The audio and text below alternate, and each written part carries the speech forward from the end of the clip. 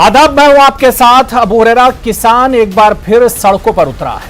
हर बार की तरह इस बार भी किसान अपनी मांगों को लेकर एहतजाज कर रहे हैं। सरकार की जानिब से लाए गए ज़राई कानून के खिलाफ किसान तंजीमों ने दिल्ली कूच करने का इरादा किया है।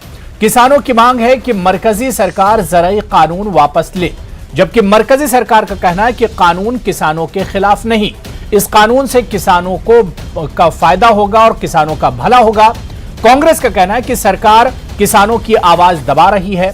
मुल्क का पेट भरने वाला किसान खुद अपने पेट के लिए सड़कों पर उतर आया है या इसे उतारा गया है। आखिर सरकार की क्या कुछ दलीलें हैं और किसानों की मांग कितनी जायज है, या किसान कानून के खिलाफ जिस तरह से किसान उतरे हुए हैं ये इनका कदम कितना जायज है, क्योंकि सरकार लगातार इस पर बयान दे रही है कि इसमें किसानों के खिलाफ कुछ नहीं है। इसी को आज हम डिबेट में समझने की कोशिश करेंगे कि आखिर किसानों की ये नाराजगी कितनी जायज है। मेरे साथ बहुत खास मेहमान जुड़े हुए हैं।